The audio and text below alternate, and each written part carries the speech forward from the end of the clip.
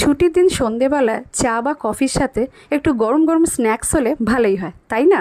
তাই জন্য আজ আমি সন্ধেবেলা বানিয়ে ফেলেছিলাম চিকেন পপকর্ন। যার জন্য আমি নিয়ে নিয়েছিলাম ছোটো ছোটো টুকরো করা চিকেন।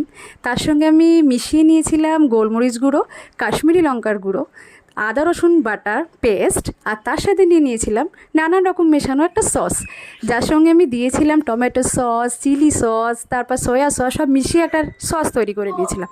চিকেনটাকে আমি 1 ঘন্টা জন্য রেখে দিয়েছিলাম। তারপর চিকেনটাকে বার করে আমি নিয়ে নিয়েছিলাম কর্নফ্লোর, তার সাথে 2টো ডিম গুলে নিয়ে নিয়েছিলাম। আমি চিকেনের টুকরোগুলোকে একবার ডিমে ডিপ করছিলাম, তারপর কর্নফ্লোরে ডিপ করছিলাম।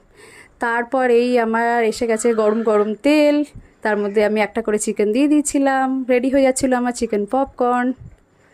এই দেখুন, রেডি হয়ে গেছে আমার চিকেন পপকর্ন। কেমন হয়েছে আপনারা বলুন। সসের সঙ্গে আর মিওনিসের সঙ্গে আমি এটা সার্ভ করে দিয়েছিলাম সবাইকে। সঙ্গে ছিল